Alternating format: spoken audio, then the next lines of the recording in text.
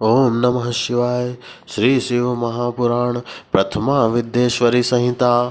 पार्थिव पूजन और उसका फल।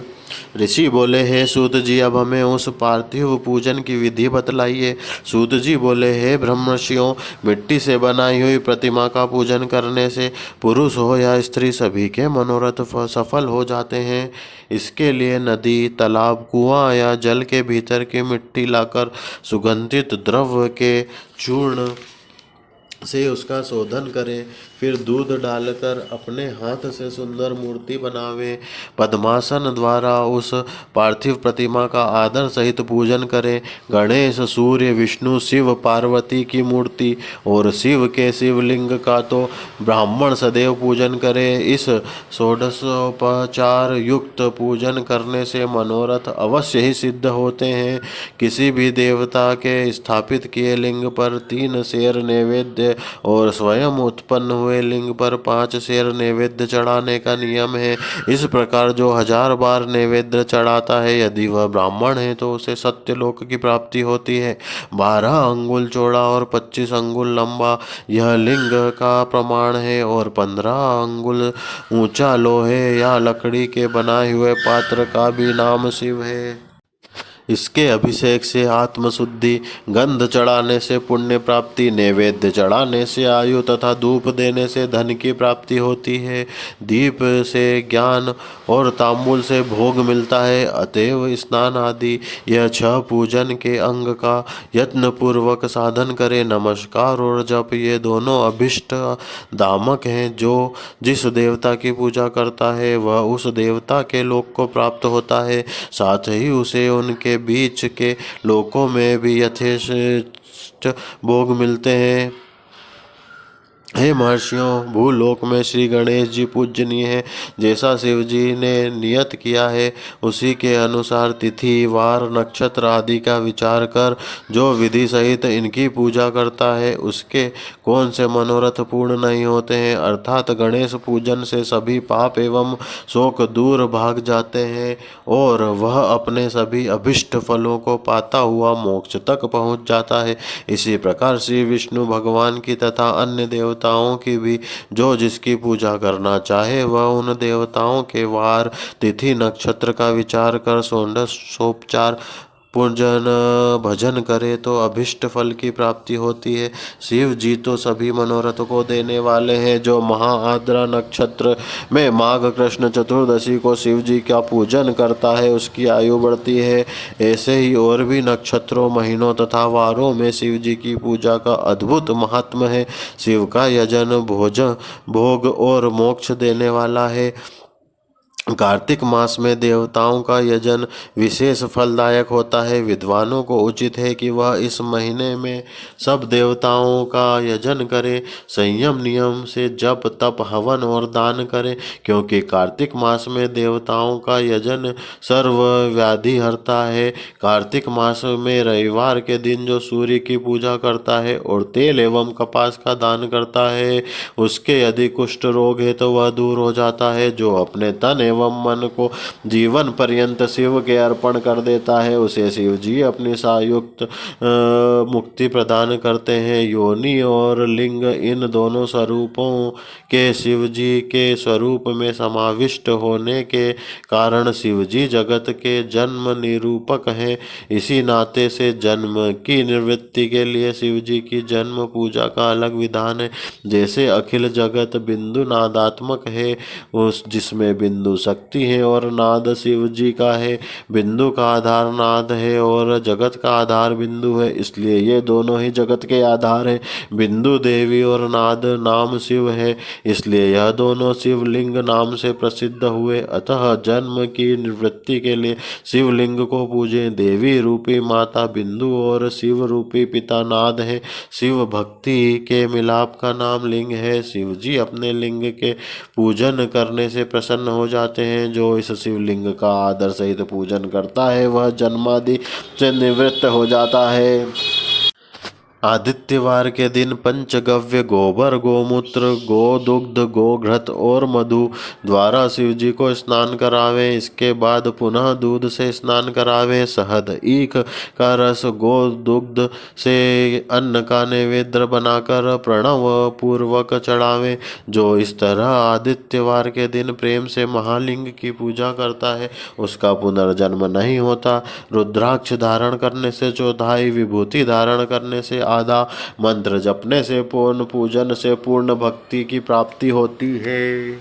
अब सुनिए प्रणव पंचाक्षरी महात्म।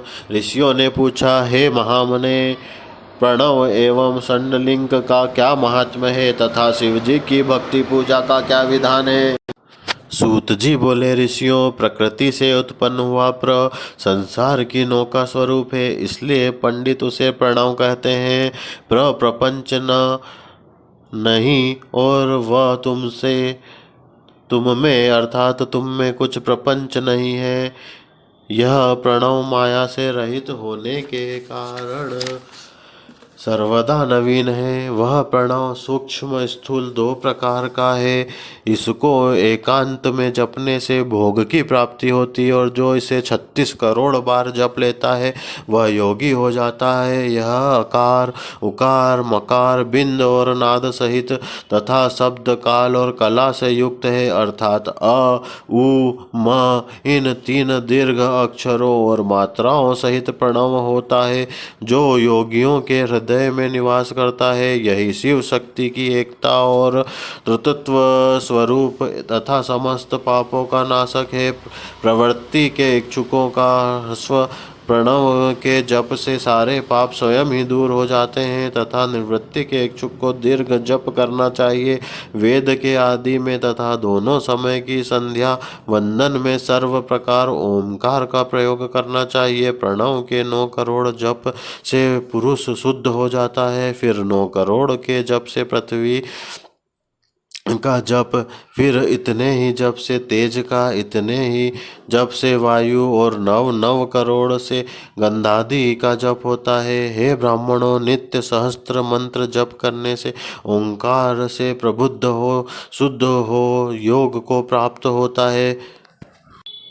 फिर जितेंद्रिय होकर जो 105 करोड़ का जप करता है शिवलोक को प्राप्त होता है। जहाँ नंदी का स्थान है उसके आगे के शिव वैभव को कोई नहीं जानता। जहाँ नंदेश्वर बाहर स्थित होकर पंचाक्षर मंत्र की उपासना करते हैं। महात्माओं का वाक्य है कि शिवलोक की जानकारी बिना शिव की कृपा के नहीं होती। जो ब्राह्मण और गुरु से प्राप्त कर शिव पंचाक्षरी का 5 लाख जप करता है उसकी आयु बढ़ती है। स्त्री स्त्रीत्व से छूट जाती है, क्षत्रिय क्षत्रित्व से छूटकर ब्राह्मण हो जाता है और पुनः मुक्त हो जाता है। वैश्य वैश्यत्व से छूट क्षत्रिय हो जाता है और वह ब्राह्मण कहलाता है। यदि शूद्र 25,000 जपे तो वह ब्राह्मण के समान हो जाता है, क्योंकि यह मंत्र शिव स्वरूप है और जो इसको धारण कर लेता है वह शिव स्वरूप हो जाता है। भक्ति की यही महानता है। शिव भक्त स्त्रियां देवी लिंग रूप हो जाती हैं और वे जितना मंत्र जपती हैं उनके शरीर में उतनी ही भगवती की समीपता प्राप्त होती है। शिव जी की पूजा से विद्वान को आनंद की प्राप्ति होती है। शिवलिंग की पूजा शिव शक्ति की पूजा है और जो भक्त भक्ति पूर्वक षोडशोपचार पूजन करता है वह शिव स्वरूप होकर शिव को प्राप्त होता है। अब सुनिए बंध और मोक्ष।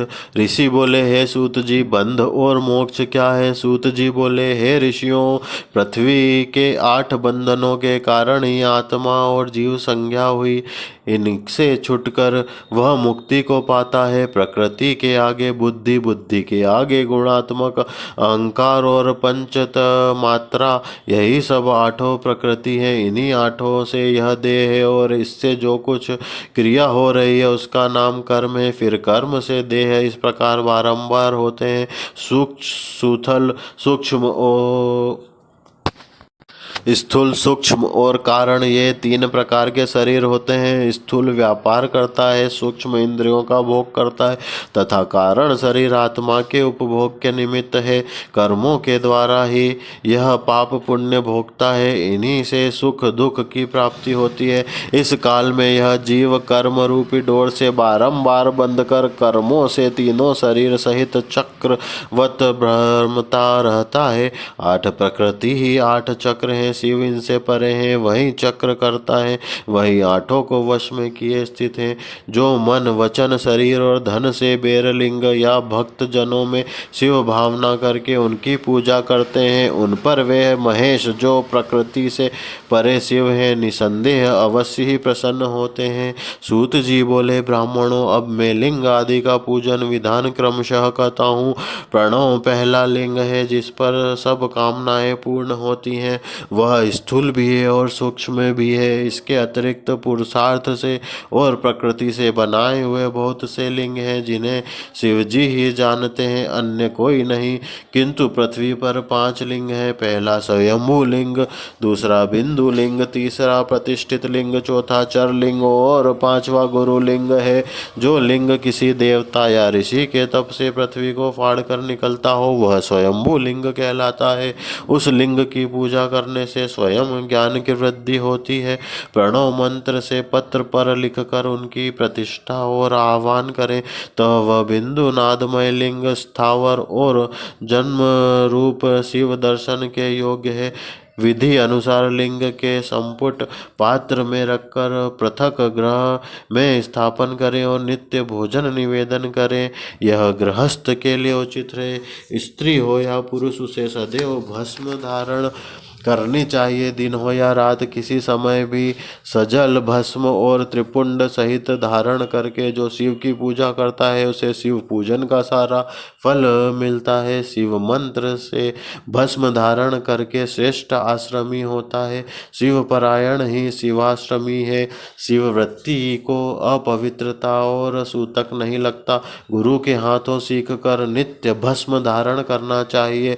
वही सच्चा गुरु है जो शिष्य के राजस तामस तमोगुण आदि को नाश कर शिव जी का बोध कराता है। इसलिए ज्ञानी गुरु सर्वदा पूजनीय है, शिष्य के समान है और यह मंत्र पुत्र भी कहा जाता है। जन्मदाता पिता पुत्र को संसार सागर में डुबो देता है, परंतु जन्मदाता पिता गुरु उसे संसार सागर से पार कर देता है। मन कर्म और वचन से गुरु सर्वदा ही पूजनीय है। सब कर्मों के आदि में विघ्न विनाशक गणेश जी की पूजन करना चाहिए।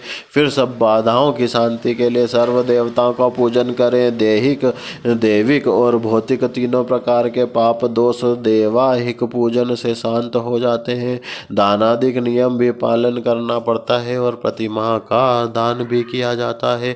स्वर्ण प्रतिमा का दान प्रदक्षिणा सहित करें। संपूर्ण आयु की सिद्धि के लिए तिल का दान करें। व्याधि दूर करने के लिए घृत का पात्र दान करें और 1000 ब्राह्मणों को भोजन करावे। दरिद्र हो तो गो को भोजन करावे, निर्धन हो तो यथाशक्ति भोजन करावे। भूत आदि की शांति के लिए भैरव जी की पूजा करें और सबके अंत में शिव का महाअभिषेक करें तथा उन्हें नैवेद्य समर्पण करके बहुत से ब्राह्मणों को भोजन करावे। यदि इस प्रकार का यज्ञ प्रत्येक वर्ष फाल्गुन मास में करें तो बहुत दोषों की शांति हो जाती है, परंतु ऐसा विधि सहित दक्षिणा युक्त यज्ञादि कर्म धनाभाव के कारण करने में असमर्थ हो तो स्नान करके कुछ दान देवे और 108 मंत्रों द्वारा सूर्य को नमस्कार करे। 10,000 लक्ष अथवा 1 करोड़ नमस्कार करे। इस प्रकार के नमस्कार से समस्त देवता प्रसन्न हो जाते हैं। तत्पश्चात शिव भगवान से प्रार्थना करें, हे शिव जी, आप सगुण और प्रकाशमय हैं। आपके स्वरूप में मैंने अपनी बुद्धि अर्पण कर दी है और जो कुछ भी मेरा है वह सब मुझ सहित आपका ही है। मैं अपनी देह से नम्र हूँ। प्रभु आप महान हैं और आपका होने से ही मेरा स्वरूप शून्य नहीं है, क्योंकि मैं आपका दास हूँ। प्रार्थना करके नमस्कार पूर्वक आत्मा यज्ञ की कल्पना करे और आचार्य एवं गुरु जैसा बतलावे वैसा ही पाप नाशक विधान करे। शिव धर्मों में प्रदक्षिणा करना सर्वश्रेष्ठ है। क्रिया से युक्त जप द्रव्य जन्म और मरण माया चक्र है। इसी को शिव का बलिपीठ से प्रारंभ करके प्रदक्षिणा के क्रम में नमस्कार द्वारा आत्मसमर्पण करें, अर्थात जन्म और मरण दोनों को शिव की माया में अर्पण कर देवें। शिव की माया में अर्पण करने से फिर आत्मा को जन्म मरण प्राप्त नहीं होता और मुक्ति को पाता है। जब तक शरीर क्रिया के अधीन है तभी तक वृद्ध होने से वह जीव कहा जाता है, और स्थूल सूक्ष्म तथा कारण तीनों शरीरों को वश करने पर विद्वानों द्वारा यही मुक्ति कहा जाता है। और शिव जी ही उस माया चक्र के प्रणेता है, शिव जी ही सबके परम कारण है। शिव जी की माया में नमस्कार शिव जी को अत्यंत प्रिय है। जो परमात्मा शिव को इस प्रकार षोडशोपचार वाली पूजा कर प्रदक्षिणा एवं नमस्कार करते हैं, उन्हें महान फल की प्राप्ति होती है। शिव मंत्र के रहस्य को शिव जी ही जानते, अन्य कोई नहीं जानता। अतः शिव भक्त को चाहिए कि नित्य प्रति शिवलिंग का आश्रय करके वास करे। ओम नमः शिवाय। मिलते हैं अगले वीडियो में।